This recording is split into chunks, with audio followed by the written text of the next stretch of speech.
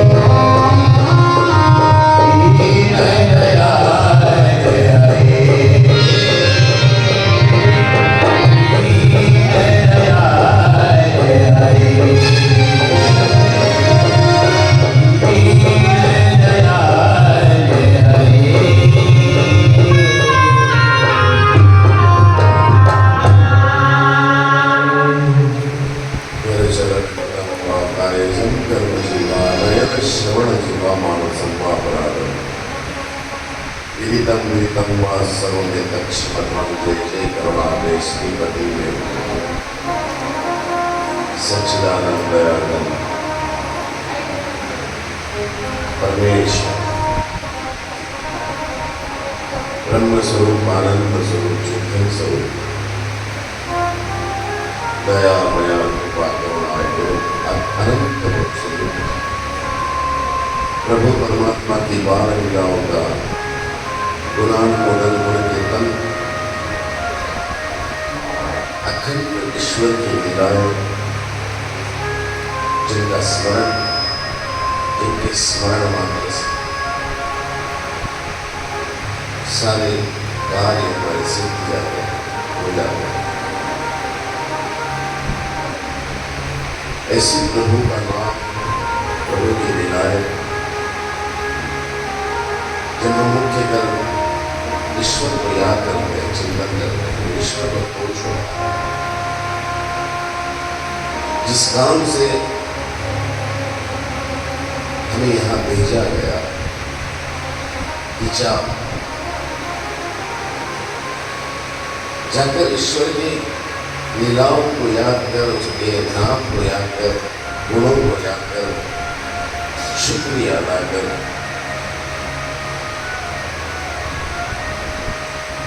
ऐसे भगवान की अखंड अविरत लीलाएं हम यहाँ पर श्रवण कर रहे हैं। बालावस्था की लीलाएं कथा अमृत कहा गया है। श्री कृष्ण कथा अमृतमय लीला है। अमृत का प्राशन करने पर अजरामर हो जाता है। उसी प्रकार से ईश्वर की लीलाएं जब हम गुण कीर्तन करते हैं तो परमात्मा को इसका विशेष दोष होता है।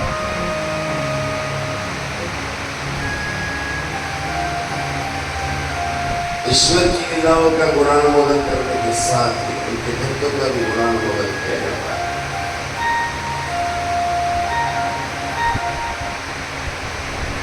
भगवान का गोकुल में अपनी बाल लीलाओं का रोज करते गोकुल निवासी सारे भक्त देख रहे। ईश्वर हमारे आसपास ही होते हैं, करीब ही होते हैं, लेकिन हम ईश्वर की लीलाओं को जान नहीं सकते।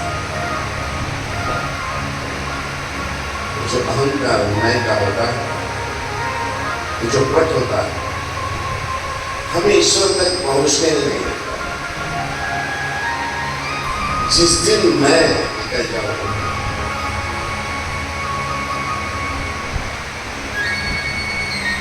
जो कुछ है प्रभु प्रभु करते हैं, ये भावना इस जीव की हो जाती है।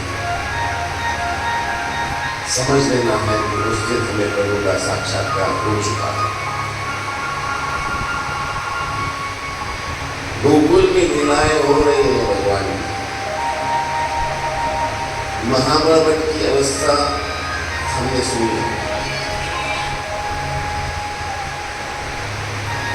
5वें दिन वहां पर भगवान के पास 5वें दिन भगवान के पास पूतना आती है, मानसी का रूप लेकर आती है। भगवान उसको अपने हाथों से उसका वध कर मातृत्व का बल देते हैं। रोज रोज ही रोज कंस के अत्याचार गोकुल नगरी पर रोज आंसुओं की बड़ी मांग है। रोज आते हैं आंसू भगवान के पास। विचलित हो चुका कंस अपने सुबुद्ध हो चुका है। समझ नहीं आ रहा है उसे क्या करूं मैं। जितने ही अपने विश्वास पात्र है सभी को वहां पर भेज रहा है। एक आशा से भेज रहा है कि मेरे मृत्यु से मेरा भय निकल जाए, लेकिन रोज उसका भय बढ़ता ही जा रहा है। पुतना मौसी की अवस्था देखी, उनके सखियों की अवस्था देखी, और भी भयभीत हो चुका है। खाना पीना सब कुछ भूल चुका है। कितने दिनों में स्नान नहीं है। जहां देखो, जब भी देखो तो बालक का रूप दिखता है। अकराल विकराल रूप दिखता है, भयानक रूप दिखता है। बालक ही भयानक रूप में दिखने लगा है। जो चेहरे को देखता है वो चेहरा ऐसे लगता है कि वो बालक ना है।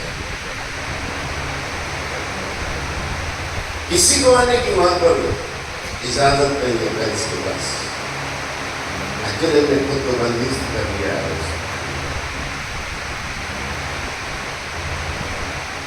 मृत्यु का भय सभी को, कंस को भी है।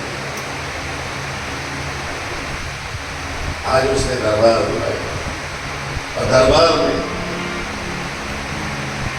बड़े कड़क शब्दों में आज उसने कहा है, अरे मेरी मृत्यु से मुझे बचा सके ऐसा एक भी असुर यहां पर नहीं है क्या?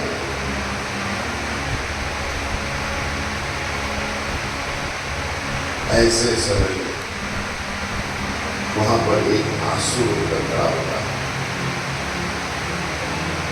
अत्यंत विश्वास का है, जिसका नाम क्रमावत है।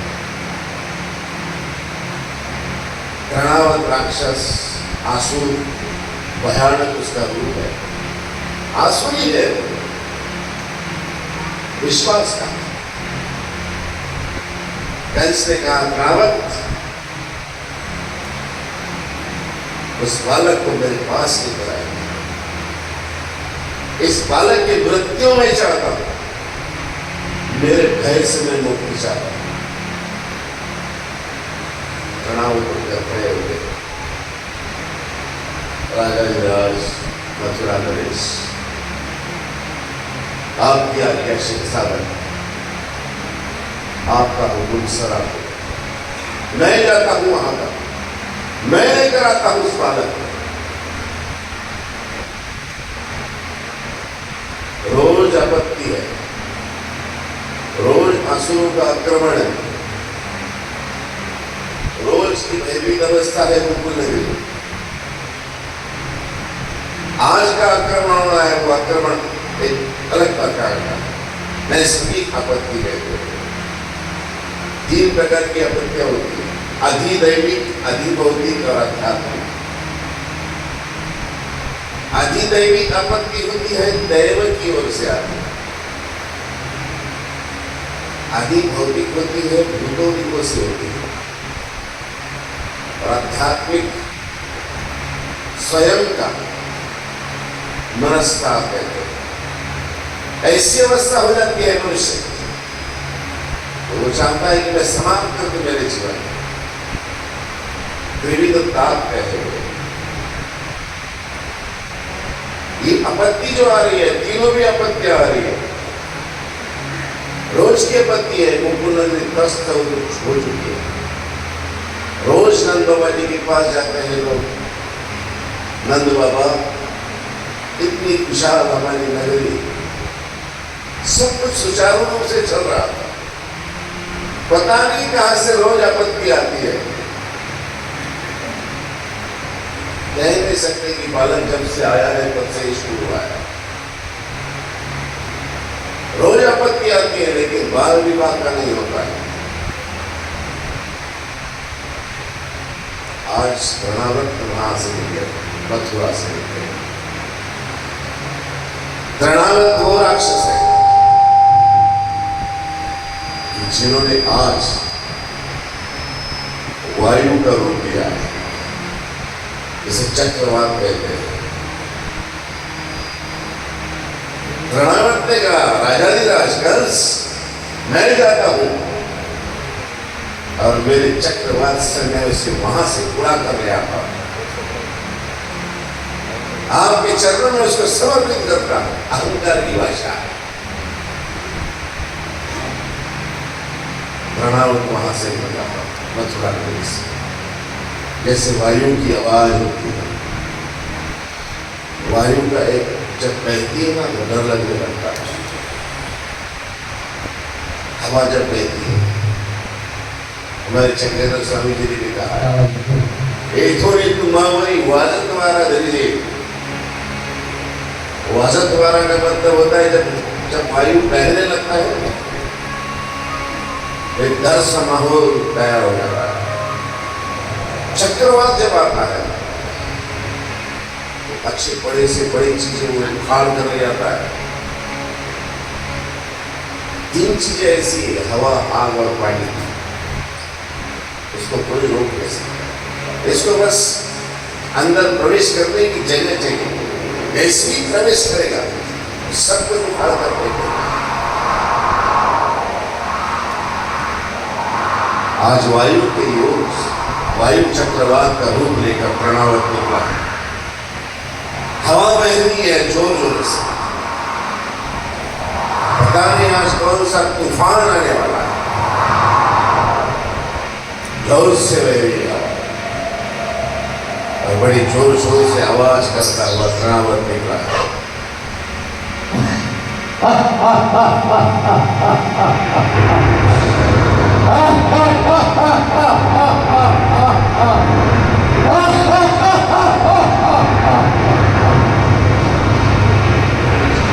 सारे आकाश में आवाज मिल रहा है।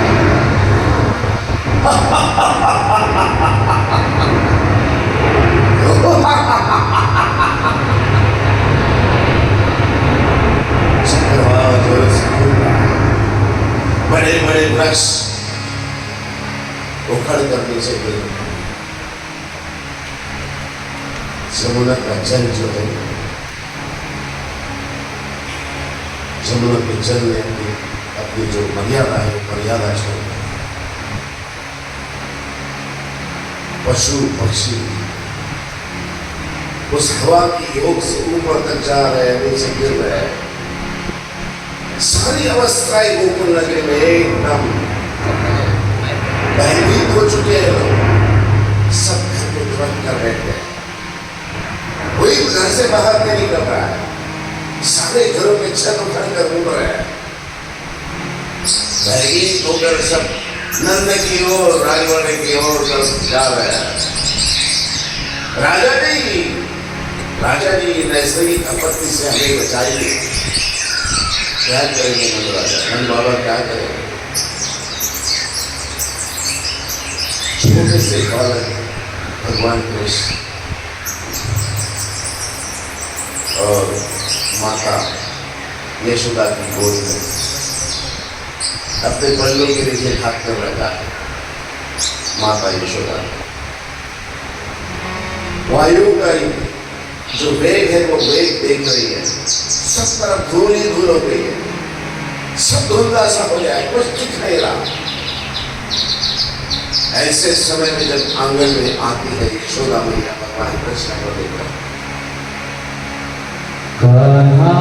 कृष्ण भगवान एक धनवट रूप ले लेते हैं। मेरे कान्हा कभी मेरे घर पे आ जाना, कान्हा रे कान्हा कभी मेरे घर पे आ जाना, कान्हा रे कान्हा कभी मेरे घर पे आ जाना।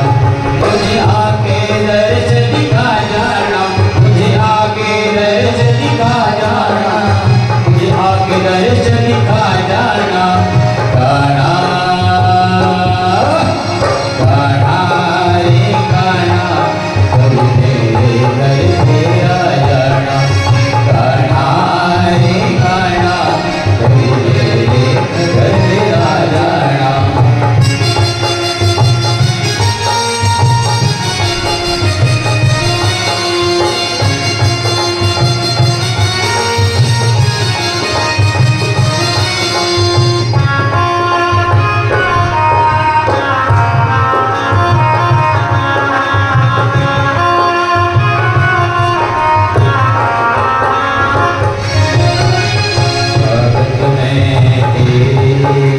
अल्प विचारो आपन श्री का भोग लगाओ। कभी भोग लगाने आ जाना, कभी भोग लगाने आ जाना, भक्तों का मन बड़ा जाना। गाना रे गाना, कभी तेरे घर पे आ जाना। गाना रे गाना, कभी तेरे घर पे आ जाना। गाना रे गाना, कभी तेरे घर पे आ जाना। सारे गोकुल में तहस नहस हो चुकी है, तहस नहस हो चुकी है। सामने सारा धुंधला हो चुका है, सारे रजकन पूरे गोकुल नगरी में। बचाइए ना बाबा जी, बचाइए, पता नहीं ये कौन सी नैसर्गिक आपत्ति है, इससे बचाइए। ऐसे समय में यशोदा मैया भगवान कृष्ण को लेकर आंगन में आती है और भगवान कृष्ण अभी 6-7 महीने के, और भगवान कृष्ण वो वहां का वातावरण देखकर अपने जो शरीर को है वो घनवट बनाना शुरू करते हैं। हाथ को सीधे ऐसे सख्त कर लिए भगवान ने। यशोदा देख रही है गोद में भगवान कृष्ण आज ऐसे कैसे कर रहे हैं, और यशोदा मैया भगवान कृष्ण को चूल्हे में डालकर भगवान के लिए पानी लाने जाती है, अंदर बोतल भरने जाती है कि भगवान जी को मैं पानी लाऊं, शायद कोई तकलीफ हो रही है। इसलिए यशोदा मैया घर के अंदर जाती है, और ऐसे समय में वो प्रणवत राक्षस चक्रवात का रूप लेकर नंद बाबा के उस बाड़े में प्रवेश करता है, उस राजवाड़े में प्रवेश करता है।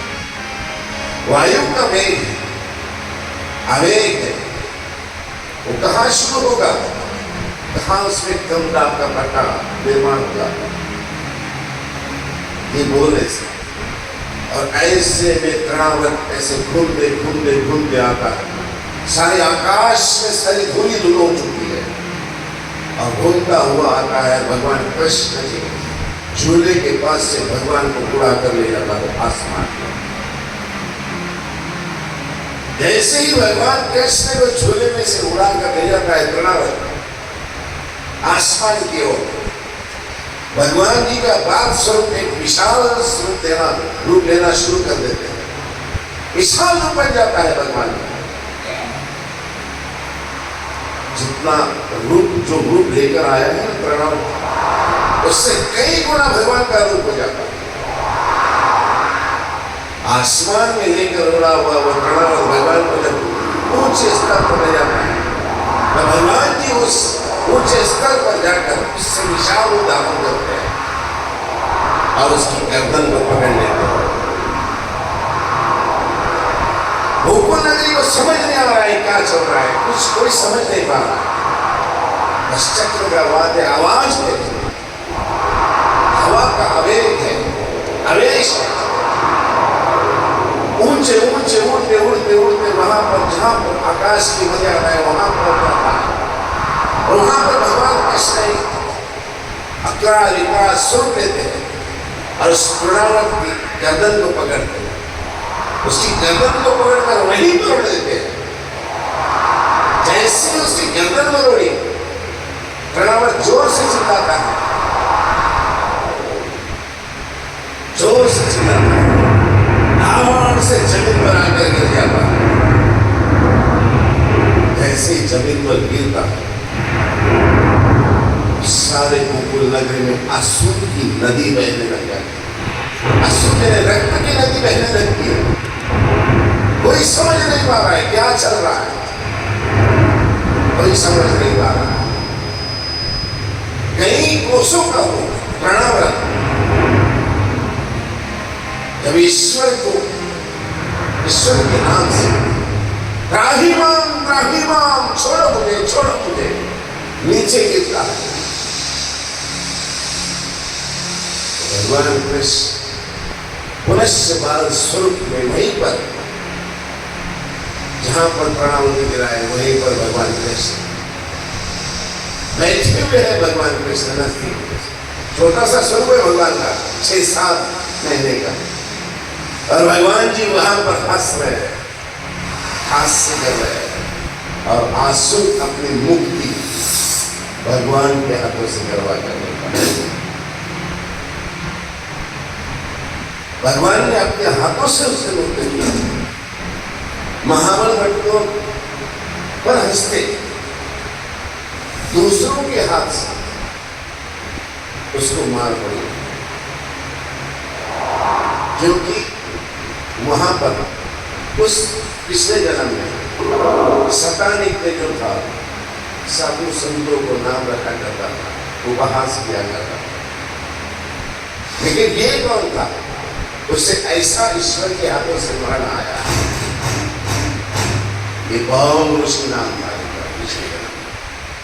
भौम ऋषि जब यज्ञ करते थे, आहुति देते थे, एक दिन इसने जाकर उसमें आहुति में ऐसे कुछ डाल दिया कि ऊपर के जितने क्रोचिंग पक्षी है, सारे क्रोचिंग पक्षी आकर नीचे गिर गए। वहां पर उसे श्राप दिया गया। हम जो कर्म करते हैं, कर्म हमें छूकर फिर से हमें मिलता है। ईश्वर सजा देता है तो ईश्वर के निर्णय पे हमें शक नहीं करना चाहिए। ईश्वर अगर शिक्षा दे रहा है, सजा दे रहा है, तो कुछ कर्म किए हो तभी दे रहा है। धर्मों के रेस्टोरेंट में वही मिलेगा हमें जो वहां पर बड़ा है। हमने जो किया है वही हमारे सामने आएगा। पिछले जन्म में इन्होंने ऐसा किया था कि किसी की यज्ञ आहुति में लाकर पूरी ऐसी समिधा डाल दी थी वहां पर कि गौरज पक्षी नीचे आकर ले गया। उसको शाप दिया गया, अरे पापी तूने ये क्या किया? ईश्वर की आराधना में बाधा लाई है, अगला जन्म तेरा आंसू का होगा। ऐसे आंसू योनि में आया हुआ ये इसके प्रतिकार का ईश्वर तक बढ़ती चली, और यहाँ पर ईश्वर के हाथों से वो मुक्त हुआ। काकू है, बतू है, केशिया है, मूदना है, रिठासुर है, इन सभी को ईश्वर ने अपने हाथों से बनाया, अपने हाथों से इन्हें मुक्ति की। इनके पापों की चाल जो थी, भक्तों की चाल, भक्ता और भोक्ता, ये वहां तक ईश्वर तक पहुंचती है। और ईश्वर तक जब पहुंचती है तो ईश्वर उन्हें अपने हाथों से मुक्त किया। कल भगवान जी ने पूतना को मारा, उसे मातृत्व का फल दिया। कल भी मैंने लीला आपको बताई। कर्णावत को आज अपने हाथों से भगवान ने रखा और उसे आंसू योनि से मुक्त किया। भाग्य लगता है ईश्वर के हाथों से मृत्यु आने के लिए भी भाग्य चाहिए। महाभारत के प्रसंग में अगर आप देखेंगे, बर्बरी एक हुए, बर्बरी कोई और दूसरे नहीं, भीम और हिडम्बा, उनके पुत्र में घटोत्कच। घटोत्कच और मोरली, इनका पुत्र था बर्बरी। मोरली जो थी, ये मूल राक्षस जिसका नाम है, उनकी पुत्री, मूल राक्षस की पुत्री जिसका नाम मोरली, उस मूल राक्षस का वध भगवान कृष्ण ने किया था। इसीलिए हम भगवान कृष्ण को मुरारी कहते हैं। मूल राक्षस का वध करने वाले वो मुरारी। भगवान के हर नाम में एक विशेषता, जैसे गोविंद, गो यानी इंद्रिय, और इंद्रियों को जिसने वश किया है वो गोविंद। दामोदर, भगवान कृष्ण को 5 दिन की थी यशोदा मैया, लेकिन हर बारी तो रस्सी कम बढ़ जाती, पेट बड़ा बड़ा कर देते भगवान, इसका उदर बड़ा हो गया, बड़ा होता है, उसे दामोदर कहते हैं। माधव, जब जब मैं ईश्वर को पुकारूं, जब जब मैं ईश्वर का धावा करूं, तब तक मेरे हर धाव, मेरे हर आंख पे जो दौड़ कर आते हैं उसे कहते हैं माधव। वंदे कृष्ण मुरारी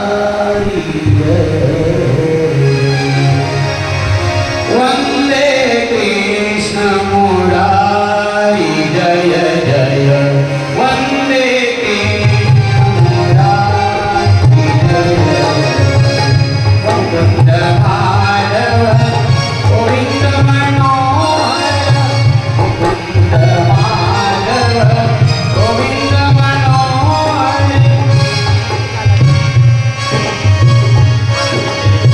नटवर नागर प्रेम के सागर नटवर नागर प्रेम के सागर माधव कुंज बिहारी जय जय माधव कुंज बिहारी जय जय वंदे कृष्ण मुरारी जय जय वंदे कृष्ण मुरारी जय जय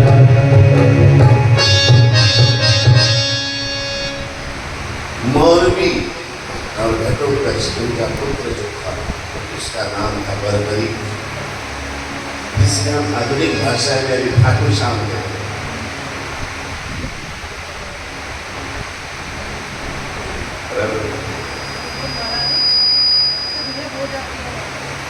उसी को ठाकुर श्याम कहते हैं, बर्बरी। ये बर्बरी जो था ये आंसू की ओर था, आंसू थे, मूल राक्षस थे, मूल राक्षस की पुत्री मौरवी। अब राक्षस का पुत्र तो राक्षस ही होगा, लेकिन ये बहुत धार्मिक थे। इसने बचपन से अपने पुत्र को धार्मिकता सिखाई और वो अपने पुत्र को हमेशा धर्म की कथाएं, भगवान कृष्ण की लीलाएं ये सुनाया करती।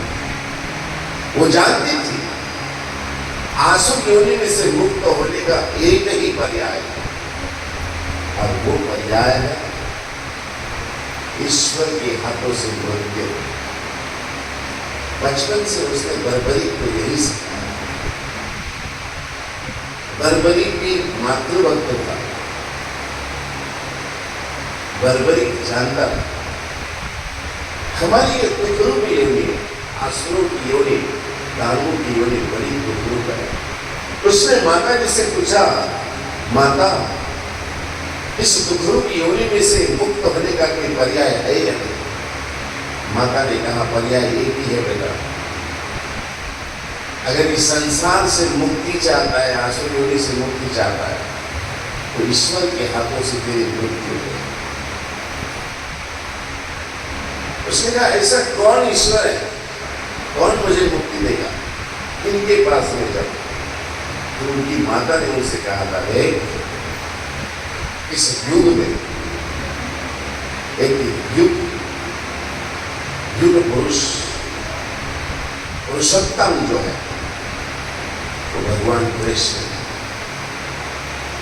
उसने कहा माता भगवान से मैं कैसे युद्ध कर सकूंगा, भगवान से मैं कैसे मुक्ति पा सकूंगा, भगवान को कैसे कहूंगा कि मुझे मुक्ति दीजिए। उसने कहा इसके लिए तुझे भगवान से युद्ध करना पड़ेगा। भगवान की इच्छा हो तो क्या हो नहीं सकता, कर्तुम समर्थ कर्तुम सब कुछ करता कर्ता परमात्मा है, वो सब कुछ कर सकते हैं। उसने कहा ईश्वर से अगर युद्ध करना है, ईश्वर के हाथों से अगर मरना है, ईश्वर से युद्ध करना पड़ेगा। और ईश्वर से युद्ध करने के लिए शस्त्र अस्त्र मुझे अवगत करने पड़ेंगे। उसने बहुत प्रयत्न किया, जितने भी शस्त्र अस्त्र थे सारे उसने देवताओं के शस्त्र अस्त्र प्राप्त किए। आखिर कठोर तपस्या करके उसने 3 बाण जो है वो 3 बाण 3 शस्त्र उनको उसका संपादन किया और वो 3 बाण ही लेकर महाभारत के युद्ध के प्रसंग में निकला। महाभारत का प्रसंग, महाभारत का समय हो चुका है, सारी सेनाएं जमा हो चुकी है, 11 अक्षयणी सेना अगर जमा हो चुकी है कौरवों की ओर, 7 अक्षयणी सेना जमा हो चुकी है पांडवों की ओर। और ऐसे समय में वहां पर बर्बरी पहुंचना है युद्ध करने। सुबह का समय है, पाश्चात प्रहर, प्रभु परमात्मा वहां पर ध्यानस्थ बैठे हुए, भगवान कृष्ण। अब युद्ध शुरू होना है, आज शंखनाद हो रही है, युद्ध आरंभ होना है। ऐसे समय में भगवान कृष्ण ध्यानस्थ बैठे हैं और अचानक उठकर खड़े हो जाते हैं। अर्जुन देखता है भगवान जी को कि भगवान जी अचानक क्यों खड़े हो चुके, क्या बात है प्रभु, ऐसे अचानक कैसे खड़े हो गए? भगवान कृष्ण ने उसे कहा, आज ऐसा प्रसंग है जहां पर मैं अकेला करूंगा, आज तुझे मेरे साथ नहीं चलता हूं, नहीं तू नहीं, आज मैं अकेला करूंगा। भगवान कृष्ण ने ब्राह्मण का रूप लिया और ब्राह्मण का रूप लेकर जिस ओर से बर्बरी का रथ आ रहा था उस रास्ते पर भगवान जी निकले। बर्बरी का रथ सामने से आ रहा है, युद्ध करने निकला है। किस पक्ष में अभी उसने ठहराया नहीं। सब रथी महारथी अतिरथी एकत्रित हो रहे हैं। बर्बरी आज अपक्ष बन के चला वहां पर आ रहा है और भगवान कृष्ण जी वहां ब्राह्मण के रूप में उठते उसे हाथ देकर रुकाते, रुको, कहां जा रहे हो, कौन हो तुम? बर्बरी कृष्ण जानता, जिसने मेरा रथ रोका है वो कोई ब्राह्मण नहीं है, लेकिन उसने बताया नहीं वहां पर कि मैं जानता हूं प्रभु आपको, आप ही के चरण में आ रहा हूं, मैं आप ही से मिलने आ रहा हूं।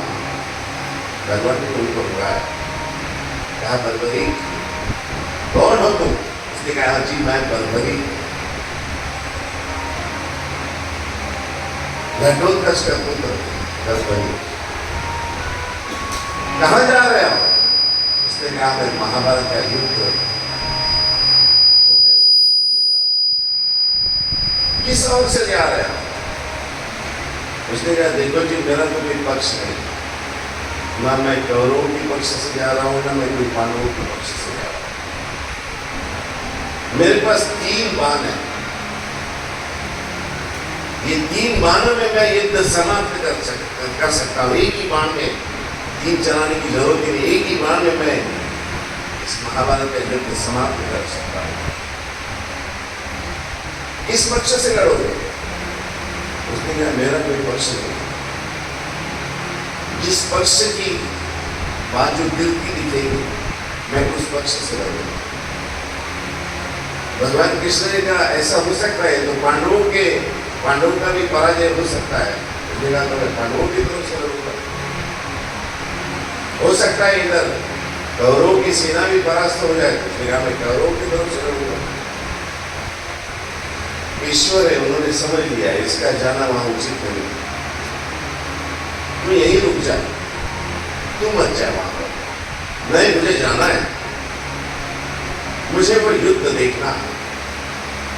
इतना भयानक महासंहार जो होगा वो मैं मेरी आंखों से देखना चाहता हूं। भगवान कृष्ण ने कहा तू देखना चाहता है ना,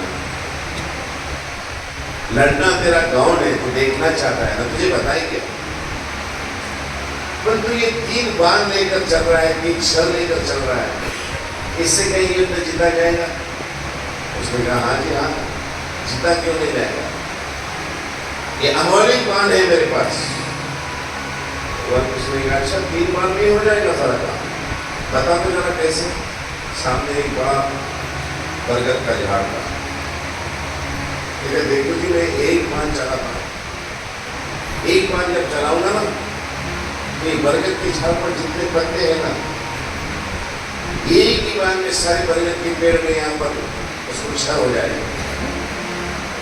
भगवान कृष्ण ने कहा, अच्छा ऐसा? भगवान कृष्ण ने उसे ना दिखे, ऐसे छुपे से ही बरगद के पेड़ पर अपना पैर रखे और क्या चला कर बता दो, मैं भी देखूं तो कितना सामर्थ्यवान है। एक बाण में अगर तो सारा युद्ध समाप्त कर सकता है, तो देखो तो एक बाण चला कर बता।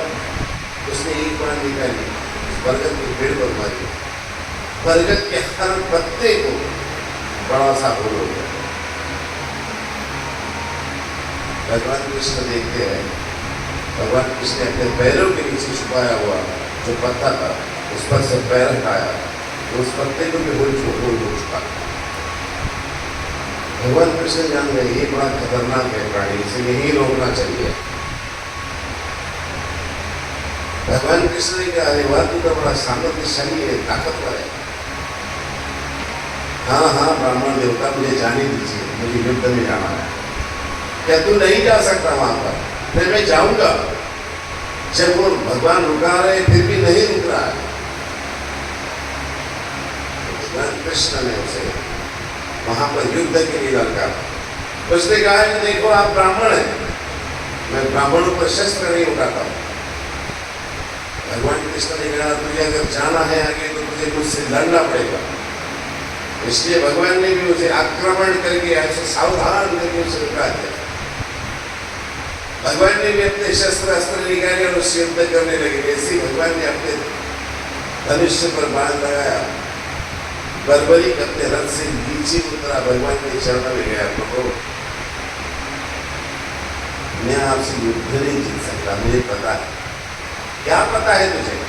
उसने कहा, मैं जानता हूं प्रभु, आप ब्राह्मण देवता हैं, आप कृष्ण हैं, परमात्मा हो, प्रभु हो, आप मानव चालक हो आप, लेकिन मेरी इच्छा है प्रभु, मैं ये युद्ध देखूंगा। भगवान कृष्ण ने कहा, युद्ध तू देखेगा, लेकिन वहां जाएगा तो तू गड़बड़ करेगा। भगवान कृष्ण ने अपना सुदर्शन चक्र निकाला और उसकी उड़ा दी। फिर भी वो जीवित था। भगवान, मैं युद्ध देखना चाहता हूं। भगवान ने कहा, तुझे युद्ध बताएंगे, तू देख। जो स्तंभ लगा है ना, वो स्तंभ पर उसको ले जाकर वहां पर उसका शीश रखा।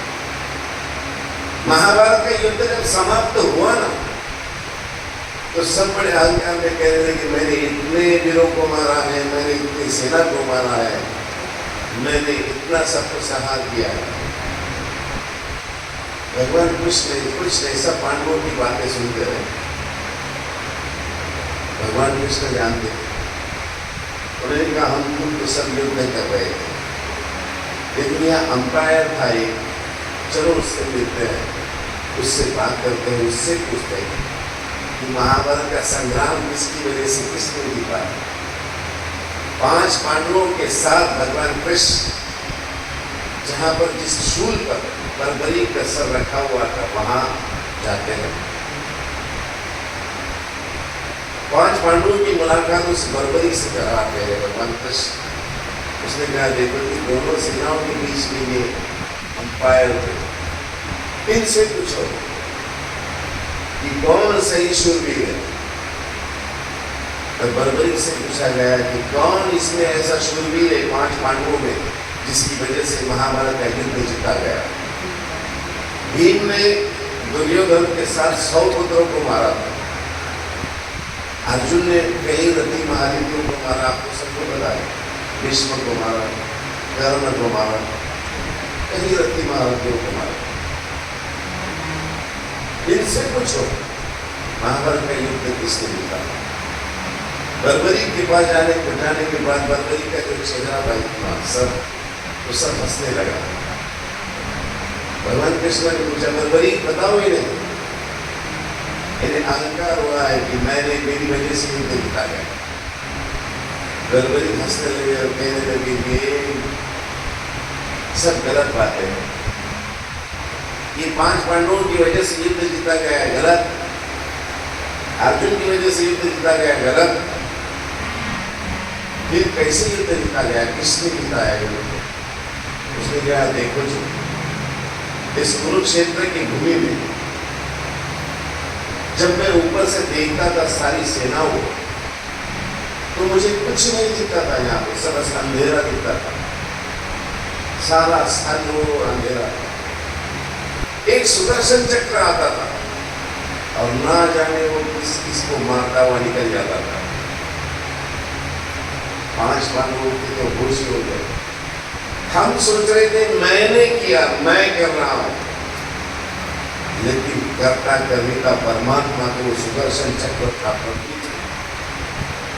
भगवान कृष्ण को विश्वरूप के समय बताया है भगवान मैं कैसे शस्त्र उठाऊं, मैं कैसे मारूं। भगवान ने ऐसे कहा था, अरे तू कौन होता है मारने वाला, तू कौन होता है करने वाला। तस्मात् तत्त्वमुत्तिष्ठ यशो नवस्तु जित्वा रूक्ष्म राज्यं समुद्धम नये वेते नियता पूर्वमेव निमित्त मात्रं भव सत्य साक्षी। अरे अर्जुन, तू तो निमित्त मात्र है, तू क्या कर सकता है? तू कुछ नहीं कर सकता, तू कुछ नहीं कर सकता। करने वाले तो प्रभु है, वो करते हैं। लेकिन हमारी मैं जो है वो हमें प्रभु से दूर ले जाती है, सभी से दूर ले जाती है। कहीं का न रखती हमारी मैं। किसने किया? सारा प्रभु ने किया। उसको बताया अर्जुन को, देख यथा नदीनां बहुत्वमेव समुद्रमेव विमुक्ता तथा तवामि नरलोक वीरा। अर्जुन ने देखा था ये सब कुछ कि भगवान कृष्ण के विशाल का ऐसे स्वरूप के आगे, विश्वरूप के आगे सारे युद्ध, रथी महारथी युद्ध में जितने भी आगे रहना, सारे प्रभु के चरणों में है। यथा नदीनां बहुत्वमेव, नदी के प्रवाह में या नदी के अवेग में जितनी भी नदियां जाकर समुद्र में जाकर मिल जाती है, उसी प्रकार से सब कुछ प्रभु के चरणों में। उस 10वें अध्याय के आखिरी श्लोक में भगवान जी ने बताया कि इष्टभ्याहमिदं कृष्ण नेकांक्षेन स्थितो जगत्। अर्जुन, तू मेरा जो रूप देख रहा है, विशाल रूप देख रहा है, विश्वरूप देख रहा है, तो ये विश्वरूप को तू मैं संपूर्ण हूं ऐसा समझ रहा होगा, कोई गलत हो। ये सारी सृष्टि देख रहा है। 10वें अध्याय में भगवान ने बताया था कि ये भी मैं हूं, वो भी मैं हूं, सब कुछ मैं हूं। तो भगवान सब कुछ आप है, तो ये सब कुछ आप ही हो। भगवान ने कहा था ये मैं तो हूं, लेकिन ये मेरा एक अंश है। इष्टभ्याहमिदं कृष्ण नेकांक्षेन, एक अंश से सारा बना हुआ है। इसके व्यतिरिक्त मैं कितना तुम्हें विशाल, अखंड हूं, अनंत हूं। लेकिन हमारा अहंकार हमें जीने नहीं देता। खाटू श्याम जी जिन्होंने भगवान के हाथों से मुक्ति पाई, ईश्वर के हाथों से मुक्ति पाना, ये बड़े सौभाग्य की बात है। कर्णावत को भी आज मुक्ति मिली है तो ईश्वर के हाथों से मिली। कई जन्मों का तप तो हुआ।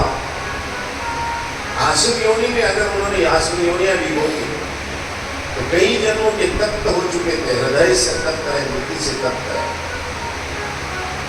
मुक्ति की आकांक्षा है। इसलिए तो हमें भी मुक्ति की आकांक्षा है। इसलिए तो हम भी हमको खुद को मुमुक्ष कहते हैं। जिससे मुक्ति की इच्छा है वो मुमुक्ष है। और हमें भी यहाँ पर भगवान ने भेजा है तो जा मेरे नाम का स्मरण कर, मुझे प्राप्त करने का उपाय कर, मुझे प्राप्त कर, इसीलिए भेजा हुआ है। ऐसी भगवान की अखंडित लीलाएं गोकुल नगरी में रोज रची जा रही है। रोज आपत्ति आ रही है। रोज आपत्तियों से भगवान कृष्ण सारे भक्तों को मुक्त कर रहे हैं, अपना आनंद दे रहे हैं। भगवान की बाल लीलाओं में अब भगवान का जो रूप है बढ़ता जा रहा है। भगवान अब 5-6 साल के हो गए, 7 साल के हो गए। भगवान की जो लीला है गोकुल नगरी में बरस रही है, हो रही है, आनंद वर्षाव हो रहा है। सुजलाम सुफलाम सारी धरती हो चुकी है। भगवान की नटखट बाल लीलाएं सब अपने नेत्रों से देख रहे हैं, सुख ले रहे हैं। भगवान का स्वरूप देख रहे हैं, मनोहर रूप देख रहे हैं। भगवान की एक झलक देखने के लिए सारी गोकुल नगरी अपनी प्यासी आंखों से भगवान का इंतजार करती है कि कब भगवान कृष्ण मेरे घर में आएंगे, कब मेरा माखन चुराएंगे, कब मेरा उद्धार करेंगे। भगवान कृष्ण की बाल लीलाओं में भगवान कृष्ण अपने वरद, वाकुड़ा, पेंदा, श्रीदामा, बल, सुवर, उनके 8 मुख्य ऐसे उनके मित्र थे, उन सभी को एकत्रित कर लेते। एकत्रित करके रोज किसी ना किसी के घर में जाते। गोपिकाएं कभी पानी लेने जाती, कभी दूध दही लेकर, मक्खन लेकर बेचने जाती, मथुरा में बाजार में जाती, घर की कुंडी लगा देती। भगवान कृष्ण को जो माखन नहीं देता है, जो सताता है, जो यशोदा मैया को जाकर कहती है सखी कि देख तेरा कृष्ण हमें कैसे तकलीफ देता है, भगवान कृष्ण उसको याद रखते हैं। अच्छा मौसी, तूने मेरी शिकायत मेरी मैया से की थी, खैर तुझे बता।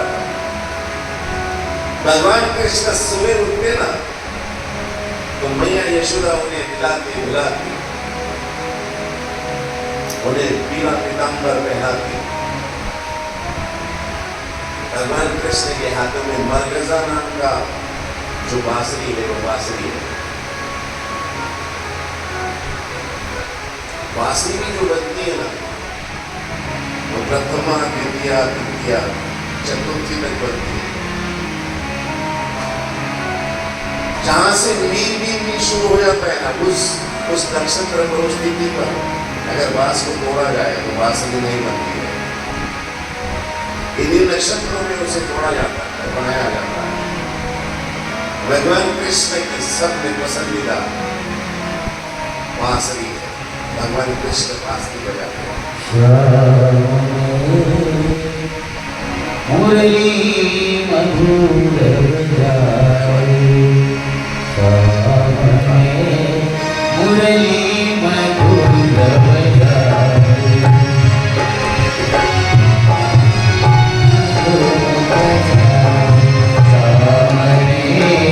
मुरली मधुर बजाए।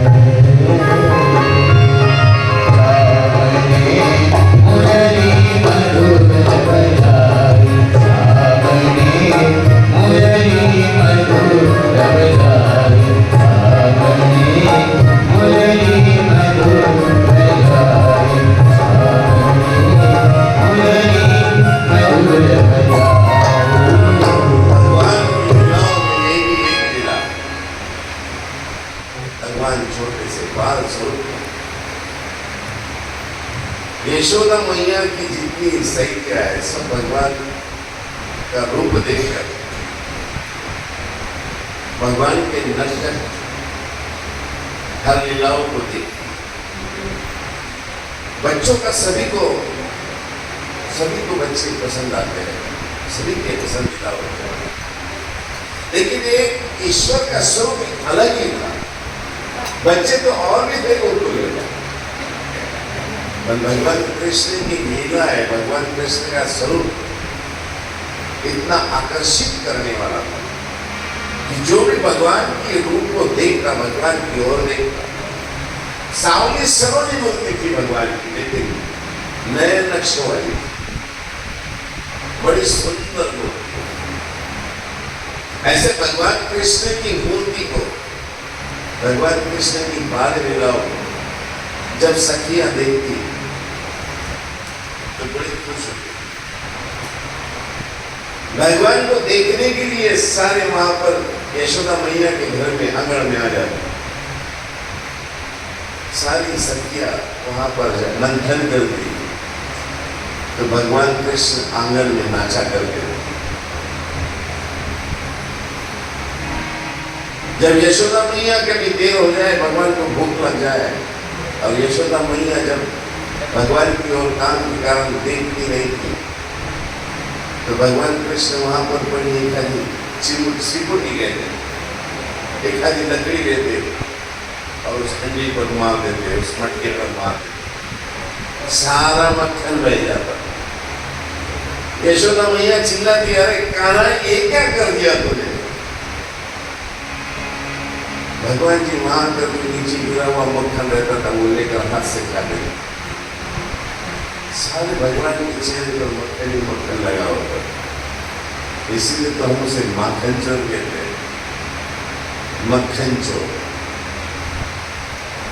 भगवान के सारे मुखमंडल पर लगा होता है मक्खन। भगवान के बड़े बड़े केश, उस पर मोर पीस लगा हुआ है, गले में माला है, छोटे से भगवान ऐसे बालक स्वरूप है भगवान का। ऐसे वर्णन करो, मेरी शब्दों में मैं शब्दों में वर्णन नहीं कर सक रहा हूं भगवान का, इतना स्वरूपवान भगवान का रूप है। जब सखियां भगवान को देखती ना, बड़ी खुश होती। सखियां कहती, देखो यशोदा मैया, ये कान्हा ने क्या कर दिया है, सारी मटकियां फोड़ दी है। यशोदा मैया घर से बाहर आती थी कि कान्हा ये क्या कर रहा है। भगवान कृष्ण वहां पे स्मित हास्य करते, गुस्से से आएगी यशोदा मैया अपना गुस्सा भूल जाती, भगवान की बात लीलाएं, भगवान की मुस्कान देखती। एक दिन सारी सखियां वहां पर मंथन कर रही है और भगवान कृष्ण वहां पर एक नृत्य करते हैं, छोटा सा नृत्य करते हैं। और एक सखी भगवान कृष्ण को देखती है कि भगवान जी मक्खन खाते ठुमका लगा रहे हैं। बड़े कुतूहलता से वो यशोदा मैया की ओर जाती है और कहती है, देख देख यशोदा, कैसा तेरा कान्हा नाच रहा है। यशोदा मैया कहती है, ऐसी नृत्य है, रोज नृत्य करता है, रोज नाचता है। अरे पर हमने तो कभी नहीं देखा इसको नृत्य करते हुए। यशोदा कहती है, रोज करता है। फिर छोटे छोटे से हाथ किए भगवान कृष्ण के पास जाते, मौसी मक्खन देना। मौसी अपने हाथ का काम छोड़ देती है और भगवान कृष्ण की ओर देख करके, मैं तुझे मक्खन देती कान्हा, पर पहले नाच के बता, जरा नाच के तो दिखा। भगवान कृष्ण की वो छोटे से मुंह तो मक्खन के लिए नाचती। ऐसी प्रीत लगी वृंदावन, गोपियां नाच नचाए। सृष्टि का मानव चालक है वो प्रभु, छोटे से मक्खन के लिए गोपियां भगवान को नचाती है और भगवान कृष्ण नाचते हैं। भाग्य बिहारी तेरे अद्भुत अवतार है, अद्भुत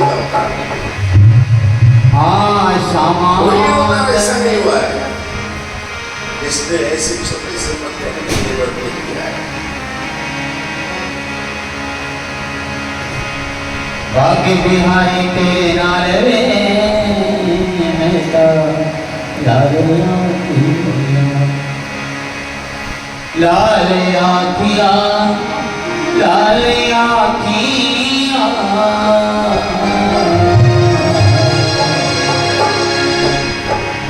लाल आखिया लाल आखिया राम सुंदर तेरे नाल वे मैं कला लिया राम सुंदर तेरे नाल वे मैं कला लिया लाल आखिया लाल आखिया लाल आखिया लाल आखिया राम सुंदर तेरे नाल वे मैं कला लिया राम सुंदर तेरे नाल वे मैं कला लिया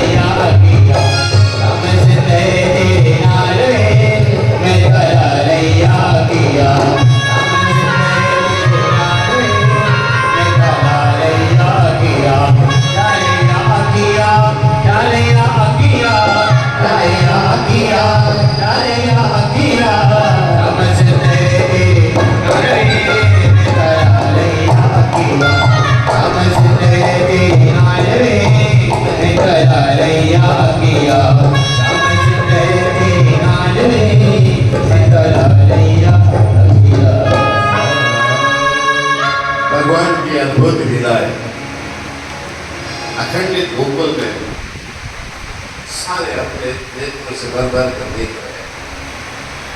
प्रभु की लीलाएं जब देखते हैं तो सुध अपने खो जाते हैं सारे गोकुल के लिए। ईश्वर की इतनी अनुपम इतनी अद्भुत लीला है। बचपन से ही भगवान की नटखट की लीला है। उम्र के 16 साल तक ऐसी अद्भुत लीलाएं कोई अवतार की नहीं, कोई अवतार नहीं है। इसीलिए तो जगमंड अवतार कहा गया है। कोर्ट में भी जहां रखी गई ना वहां रामायण में रखी गई, वहां भागवत में रखा गया, वहां भगवान की गीता रखी गई। जगमान्य अवतार, जगमान्य अवतार। हमारे भगवान श्री चक्रधर स्वामी जी ने पहले किन किन अवतारों का स्मरण करे, किनका सेवादास से करे। जब महिमंडल ने प्रश्न किया तो सर्वप्रथम अवतार भगवान कृष्ण का बताया गया। जगमान्य अवतार, अद्भुत लीला है प्रभु। पहले लीलाएं लिखी गई फिर अवतार हुआ, ऐसे नहीं है। पहले अवतार हुआ बाद में लीलाएं लिखी गई भगवान, ये विशेषता।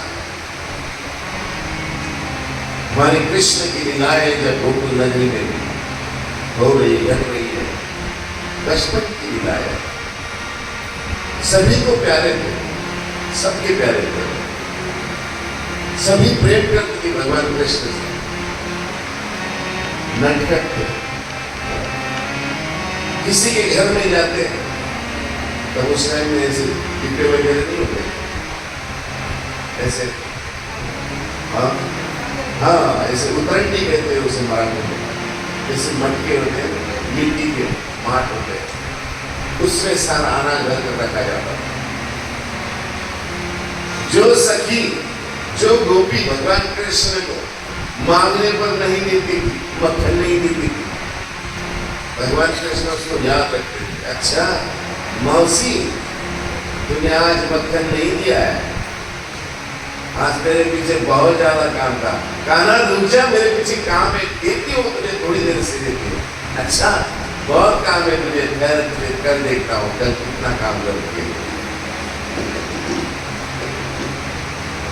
भगवान कृष्ण जी दूसरे दिन उसके घर जाते, सारा अनाज एकत्रित कर देते। चावल में दाल, दाल में चावल, सारा गेहूं में जवार, जवार में गेहूं, गेहूं जवारी में बाजरी मिक्स कर देते, सब एक दूसरे में मिक्स कर देते। उस जमाने में फ्रीजर नहीं थे, फ्रिज नहीं थे, तो मटकियां सारी लटकी भी हुई। भगवान कृष्ण अपने सखों को साथ ले आते, जैसे अपन गोपाल काला कहते हैं जन्माष्टमी के दिन, गोकुलाष्टमी के दिन, इस प्रकार से वहां पर सारे सखों को अपने वहां पर उनकी पीठ पर खड़े होते, कंधे पर खड़े होते, और भगवान कृष्ण उस मटकों में से अपना मक्खन निकालकर स्वयं खा लेते। ऐसा नहीं होता था, पहले मक्खन निकालते थे, सारे अपने सखों को खिलाते। वो 4 वर्ण की 4 स्टेप बनाते थे भगवान। ब्राह्मण, क्षत्रिय, वैश्य, शूद्र, 4 प्रकार के स्टेप, और उसके कलश में ऊपर भगवान कृष्ण पहले अपने बाल मित्रों को खिलाते।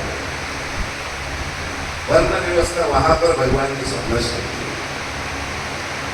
वहां पर सबको एकत्रित किया है। हम मनुष्य हैं, हमें जाति व्यवस्थाओं में बनना नहीं चाहिए। ये वहां पर भगवान कृष्ण ने अपनी लीलाओं में सिखाया है। अपने सखों को खिलाते, उनको दर्शन पुष्ट करते, समाज को दर्शन पुष्ट करते, सखों को नहीं समाज को दर्शन पुष्ट किया है भगवान। सारा अनाज एक दूसरे में मिला देते। जब काम से लौटती सखियां गोपियां देखती कि घर की अवस्था क्या है, झाड़ होते तो झाड़ वहां पर पेड़ होते तो वो तोड़ डालते, फूल होते वो तोड़ डालते, सब घर को तहस नहस कर देते। एक नहीं दो नहीं, सारे गोकुल में भगवान ने ऐसा अपने नटखट बाल लीलाओं से सबको परेशान किया है। एक दिन सारी सखियां एकत्रित हो जाती है और यशोदा मैया के पास आकर अपने गरहाने, जिसे मराठी में कहते हैं, कि भगवान की चुगली करने आती है। देखो यशोदा मैया, एक तेरे पुत्र ने हमें बड़ा परेशान किया है। यशोदा मैया बाहर आती, भगवान कृष्ण को बुलाती, अरे कन्हैया ये क्या कर रहा है? सारी गोपिका यहाँ एकत्रित हो चुकी है, क्यों सताता है, क्यों तकलीफ देता है? रोज की ये भगवान की लीलाएं जब वहां पर भगवान के पास आती सखिया रोज सुनाती। एक दिन मैया को गुस्सा आ गया, बड़े प्यारे थे, बड़े दुलारे थे भगवान कृष्ण, लेकिन एक दिन गुस्सा आ गया मैया को। मैया ने अपने हाथ में एक लकड़ी दी और भगवान कृष्ण के पीछे लगी। देखो कई तस्वीर अपने को देखने को मिलती है कि सखियां एक तरफ से खड़ी है, सारी भगवान कृष्ण का बाल स्वरूप बाल मिला है। भगवान आगे भाग रहे हैं, यशोदा मैया भगवान के पीछे भाग रही है, साथ में अपनी सिकुड़ की एक छोटी सी लकड़ी ली है। भागती है मैया भगवान कृष्ण के पीछे, कृष्ण भगवान सारे आंगन में दौड़ते हैं। एक माँ बेटी का जो प्रेम होता है, वात्सल्य होता है, वो वात्सल्य इन लीलाओं में माँ का प्रेम कैसा है, पुत्र कैसा ही हो, माँ के लिए तो बड़ा दुलारा होता है। माँ के लिए तो कैसे भी हो, अपना जीवन का टुकड़ा है, उसको 9 महीने पेट में संभाला है माँ। यशोदा मैया भगवान कृष्ण के पीछे दौड़ती है, भगवान कृष्ण को पकड़ती है, भगवान का एक कान पकड़ लिया, हाथ में लकड़ी है। कन्हैया क्यों तकलीफ देता है? सारे गोकुल में तूने क्या उद्भव मचा कर रखा है? भगवान कृष्ण कहते हैं मैया मैंने कुछ नहीं किया, मैंने कुछ नहीं किया। तो ये सारी सखियां आई है, भगवान कृष्ण की आंखों में आंसू है। मैया मैंने कुछ नहीं किया, इस सारे झूठ बोलते हैं, कुछ नहीं इनको। भगवान कृष्ण की आंखों में आंसू देखकर जितनी भी सखियां थी ना यशोदा की, जो भगवान क्या बताने आई थी कि इनकी तकलीफ देता है, सभी की आंखों में, भगवान कृष्ण की आंखों में आंसू क्या है? सभी की आंखों में आंसू है। यशोदा मैया अरे छोड़ दे उसको, छोड़ दे, बड़ा नटखट है वो, इसने नहीं किया, इसने नहीं किया, ये तो हमारी तरफ से हो गया, हमारी गलती थी, हम इसे ठीक से रख नहीं सके, वो गिर गई है, इसको मत कुछ कर, इसको मत मारो। भगवान कृष्ण की आंखों में आंसू है। सारी गोकुल की गोपियां सारी रोने लगी, सारी एक दूसरे को दूषण देने लगी। देख तूने यशोदा मैया को मारा, देख कृष्ण की आंखों में आंसू है। उसने कहा मैंने तो कुछ नहीं कहा, तू तो कह रही थी ना। उसने कहा तूने ये कह रही थी। सारे एक दूसरे को दूषण देने लगे। भगवान कृष्ण कहते हैं बताओ किसके किसके घर में किसने क्या क्या किया? सारी गोपी कह गई थी भैया हमारे घर में इसने कुछ नहीं किया, इसने कुछ नहीं किया, इसको छोड़ दे भैया, इसको मत कुछ शिक्षा दे, कुछ नहीं किया ऐसा। तूने तो अभी कहा था कि हमारे घर आया था। हाँ हमारे घर आया था, हमारे जन्मों का पाप जो था वो पापों का शालन करके आया। मैंने बुलाया था उसे मेरे घर में, लेकिन जो हुआ वो इसलिए नहीं किया। भगवान की आंखों में आंसू देखकर मैया की आंखों में आंसू आ जाते हैं। क्यों तकलीफ देता है तो मुझे क्यों तकलीफ देता है? नहीं भैया मैं किसी को तकलीफ नहीं देता। क्यों मक्खन चुरा कर खाता है? नहीं भैया मैं नहीं खाता हूँ, किसी का मक्खन नहीं खाता हूँ। मैं नहीं मांगकर खाई भैया बोली मैं नहीं मांगकर खाई। मैया मोरी मैं नहीं मांगन जाए मैया मोरी मैं नहीं मांगन जाए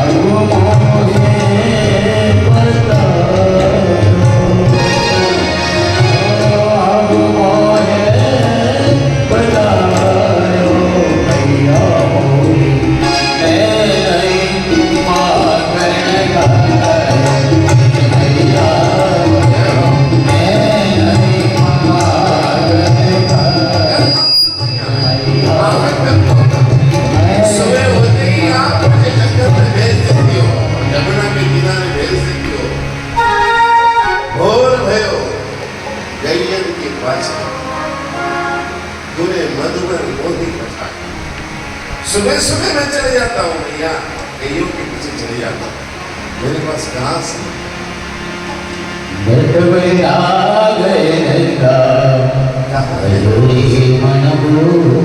इसके घर जाऊंगा भैया, मैं जब जाऊंगा एक एक बलिहार देने लगे प्रभु, और मैया कान पूजन करने के लिए बोल आज से जाएगा किसी के यहाँ, किसी के घर पर जाएगा। इतना कहकर मैया भी रोने लगी और भगवान कृष्ण भी रो रहे और मैया भी रो रही है।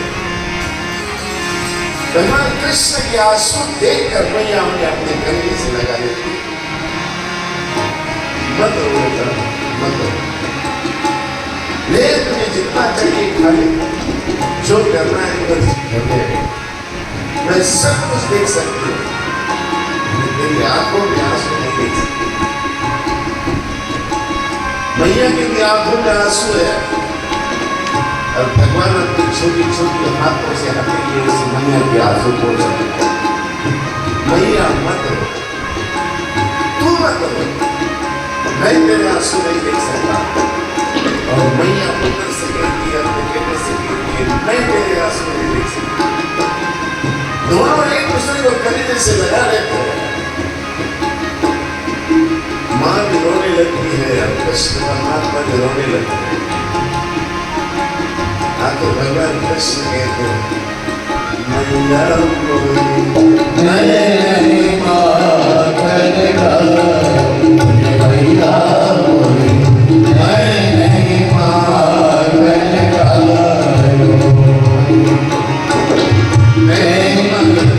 मैंने ही खा लो है भैया, क्षमा करो,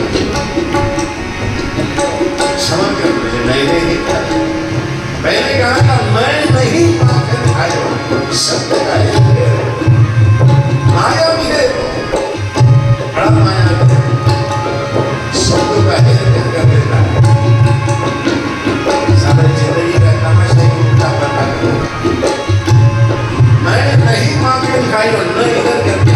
मैंने ही मांग खाया, मैंने ही खाया है, मैंने ही खाया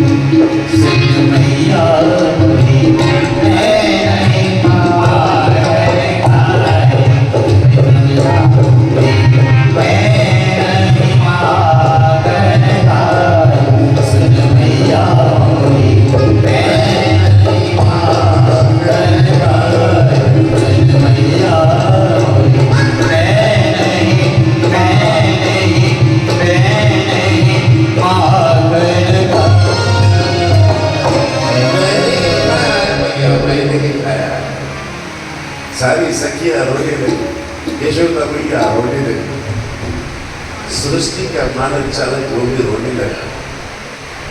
वात्सल्य के आगे तो भगवान कृष्ण भी, परमात्मा भी, ईश्वर भी पीछे पड़ जाते, वही कृष्ण परमात्मा है जो भीष्म की मारने के लिए अर्जुन हाथ बाण आगे पीछे कर रहा है, और भगवान कृष्ण कहते हैं उठा शस्त्र मार भीष्म। अब यही कृष्ण है कि मैया की आंखों के आंसू देखकर वो खुद रोने लगते। अद्भुत दो विरोधाभास है, संपूर्ण ईश्वर के चरित्र में दो विरोधाभास है। अपने कर्तव्य पर कर्तव्य परायण बनने के लिए कहने वाले कृष्ण वात्सल्य के आगे बिल्कुल बिल्कुल छोटे बन जाते, छोटे से छोटे का स्वरूप बना के दिया, और एक निष्ठावत राजनीतिक का रूप भी भगवान के पास है। भगवान कृष्ण की आयु बहुत कम थी। द्रोणाचार्य, द्रोणाचार्य, विदुर जी, भीष्म जी, लेकिन सभी प्रभु का बड़ा आदर किया करते थे। इतना ही नहीं, बड़े दाऊ भैया, बलराम भैया, वो भी भगवान कृष्ण के शब्द के आगे नहीं जाते थे। अरे क्या नहीं आ रहे कृष्ण, भगवान कहते दाऊ ऐसे नहीं ऐसे। दाऊ भी कहते कृष्णा अरे कन्हैया तेरी लीलाओं का कोई पार नहीं, तेरी लीला का ना पाया कोई पार की लीला तेरी तू ही जान, तेरी लीलाओं का कोई अंत नहीं है प्रभु। छोटे से छोटा भी बन जाता है, बड़े से बड़ा भी बन जाता है। बाल स्वरूप में आए भगवान कृष्ण मैया को बुलाते हैं, हम खुद भी रोने लगते हैं। ईश्वर को ये करने की क्या जरूरत है? क्यों करते हैं? वो तो सर्व सामर्थ्य वाले, सर्व शक्ति का है। लेकिन बाल रूप में आते हैं, मनुष्य के रूप में आते हैं, वो सारी क्रियाएं करते हैं। तृप्त काम परमेश्वर तो कहीं से न तो हुआ, हर चीज से तृप्त है। और क्या मक्खन से तृप्त होने वाली है? किसी का दही दूध खाने से तृप्त होने वाले नहीं, पर क्यों खाते हैं? तो हम जैसे अधम पापी जीव का उद्धार करने के लिए, ईश्वर की एक घास से, एक घास में अगर खा ले तो धन्य हो जाए हमारा जीवन।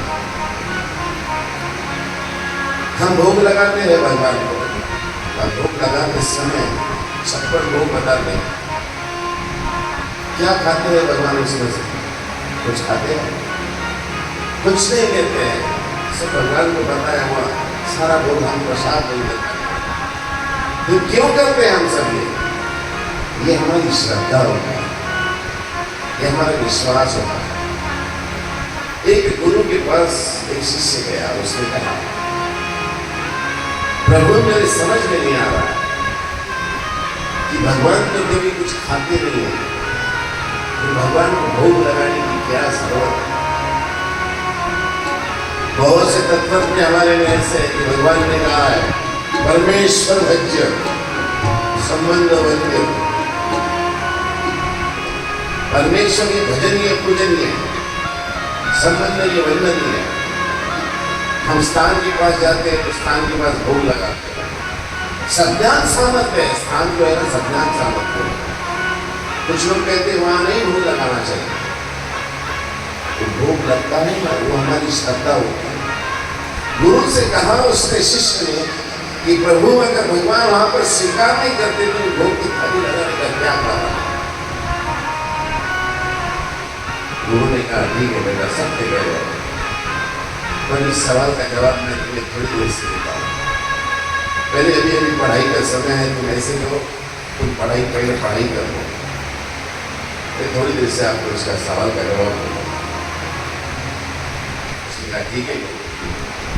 भगवान जी का गुरु ने उनको जो पढ़ाई थी गीता का श्लोक तो पढ़ाना शुरू किया। श्लोक चल रहा था अनन्य जरा परिभाषक दिशा विद्यार्थी क्षेम महाज्ञान। 700 श्लोकों में से ये श्लोक होगा, ये श्लोक उसने कहा निर्माण कर। शिष्य ने गीता उठाई, सुबह से शाम तक रखता रहा। शाम में आकर गुरु को सुनाया, गुरु श्लोक पाठ हो चुका है। अच्छा पढ़ाई हो चुकी है? कहाँ है श्लोक? उसने कहा आपने जो पढ़ाया वो गीता में वो श्लोक वही मैंने पाठ किया। मैं वही तो कह रहा हूँ, कहाँ है? उसने गीता करी और बताया ऐसा नहीं, ये श्लोक तो यहाँ है। तुमको कैसे कह रहा है मैंने पाठ कर दिया है? हाँ गुरु मैंने पाठ कर दिया है, मेरे मस्तिष्क में मेरे बुद्धि में उतार दिया है। अरे मैंने तुझे श्लोक पाठ करने के लिए कहा था, श्लोक तो वही है, अब तो कहता है मैंने पाठ कर दिया। गुरु हाँ मैंने वहां श्लोक वही है लेकिन मैंने पाठ कर दिया। शब्द वही है लेकिन शब्द इसके मस्तिष्क में, इसके हृदय में होते हैं। पदार्थ वही होते हैं, पदार्थ वही होते हैं, लेकिन उसमें जो हमारी श्रद्धा होती है, जो हमारा विश्वास होता है, वो विश्वास का भगवान स्वीकार करते हैं। श्लोक नहीं था तो इसके पास कैसे पाठ हुआ? इसको कैसे पाठ हुआ? श्लोक तो वही, श्लोक का गीता में था, इसने पाठ किया, इसने याद किया है। उसी प्रकार से हम उपहार में जो वस्तुएं रखते हैं, वस्तुएं वही रहती है, लेकिन कितनी श्रद्धा से रखी है हमने, उसका स्वीकार करो, उस प्रेम का स्वीकार करो। ये तो प्रेम की बात है ऊपर, ये तो प्रेम की बात है, ये तो प्रेम की बात है बोलो, बंदगी तेरी बस की नहीं है। ये तो प्रेम की बात है बोलो, बंदगी तेरे बस की नहीं है। यहाँ सर्व के होते हैं सौदे, यहाँ सर्व के होते हैं सौदे, आशिकी तेरी बस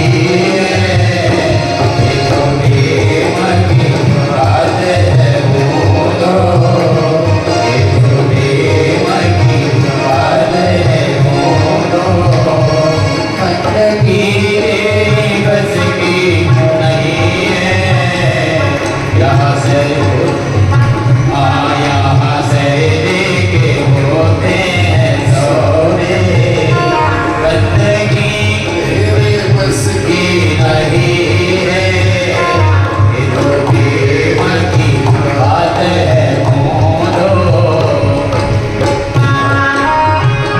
प्रेम का होता दो हाथ के साथ हंसना कितनी श्रद्धा से आता है भगवान के पास।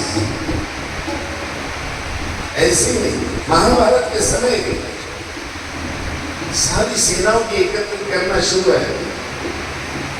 एक ही समय पर वहां पर अर्जुन भी पहुंचता है और वहां पर दुर्योधन भी पहुंचता है। अहंकार से भरा हुआ दुर्योधन और विनम्रता से वहां पहुंचा हुआ अर्जुन।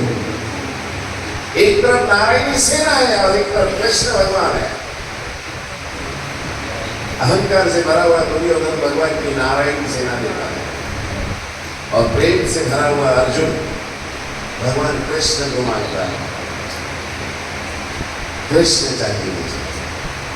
भगवान कहते हैं पछताएगा तू, मैं तो अकेला हूं, मैं शस्त्र हाथ में उठाने वाला नहीं हूं, मैं तो युद्ध में कुछ नहीं करने वाला हूं। भगवान फिर भी आप होने चाहिए। जहां आप है वहां सब है।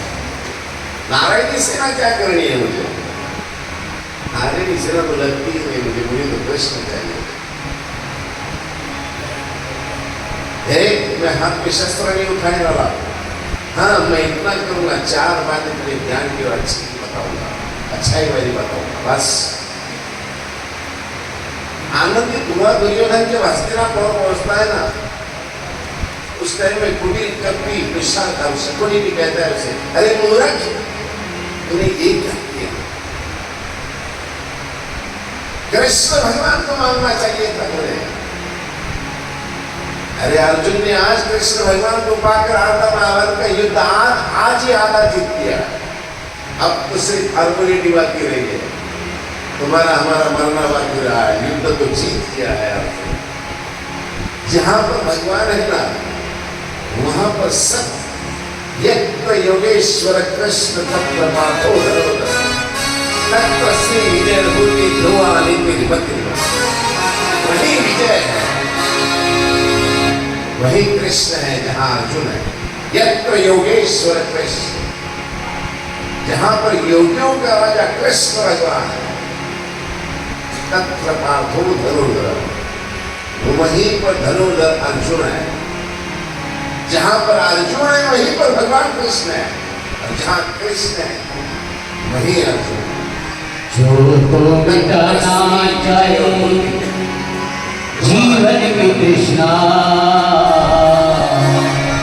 जो तो मिटाना चाहे जीवन की तृष्णा, सुबह शाम बोल बंदे कृष्ण कृष्ण कृष्ण, सुबह शाम बोल बंदे कृष्ण कृष्ण कृष्ण, सुबह शाम बोल बंदे कृष्ण कृष्ण कृष्ण। जो तो मिटाना चाहे जीवन की तृष्णा, जो तो मिटाना चाहे जीवन की तृष्णा, सुबह शाम बोल बंदे कृष्ण कृष्ण कृष्ण, सुबह शाम बोल बंदे कृष्ण कृष्ण कृष्ण, सुबह शाम बोल बंदे कृष्ण कृष्ण कृष्ण।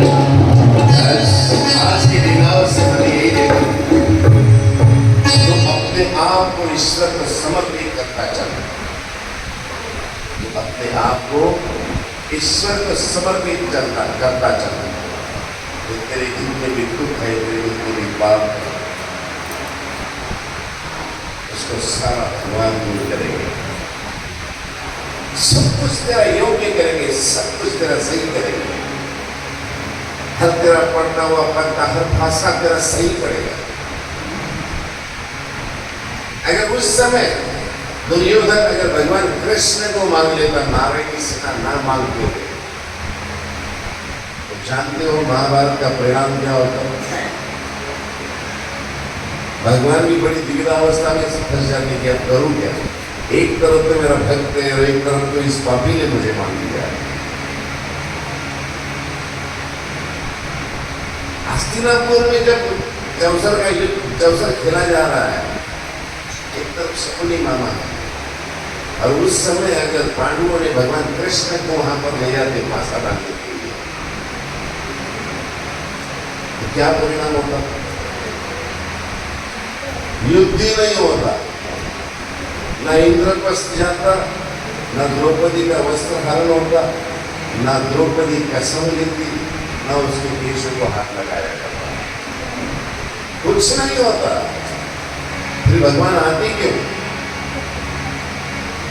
भगवान तो पहले आ चुके हैं पानी का एक करने के, फिर अब कैसे होता? भगवान को तो बस आगे भी से जाना पड़ता, लेकिन होनहार सो कभी न चुकती, चाहे लाभ करे। तुलसीदास और नेकी हो गई, अब क्या सोचते? कर्म की रेखा न्यारी, डाले सो नहीं करे। कितने फांसे कितने पारदी, बड़ बीच हरण चले। कितने फांसे होते, कितने पारदी होते, बड़ में चलने वाले हरण भी कितने होते, हजारों है, लेकिन फांसा भी वही डाला जाता है जहां वहां पर जो मृग है वो फंसेगा। मृग भी वही फंसेगा जिसकी मृत्यु आई है। पांडव बोलेंगे तुम हो सारथी, वन वन घटक खुले। पांडव बोलते तो सारा रक्त जो था भगवान कृष्ण के हाथ में था। जो पांडव भगवान कृष्ण कहते वही पांडव करते, फिर भी one one Ram one one गिरना पड़ा उनको। पांडव बोलेंगे तुम हो सारथी, वन वन घटक खुले, गिरना पड़ा। तकदीर हमारी किस्मत। भगवान भी साथ होने के बाद देव की माता को कुछ दुख भोगना ही पड़ा। भगवान साथ होने के बाद भी द्रौपदी का वस्त्राहरण तो हुआ ही। स्वयं की बहन से ज्यादा प्रेम करने वाले कृष्ण को परमात्मा द्रौपदी का वस्त्राहरण देखते हैं ना, होता है। भगवान कृष्ण कहाँ थे उस समय के? द्वारिका में थे। द्वारिका में नहीं थे, भगवान वहीं थे, वहीं थे। लेकिन धर्मराज ने कहा था कि देखो भैया ये हमारे भाई भाई का थे, मेहरबानी करके आप बाहर ही रहिए, जब हमें जरूरत पड़ेगी हम तुम्हें बुलाएंगे। भगवान कृष्ण ने उन्हें कहा था सोच लो एक बार, सामने शकुनी है, हाँ जानते, लेकिन ये भाइयों का खेल, इतना कोई थोड़ी खेलना है, इतना थोड़ी आगे ऐसा होगा।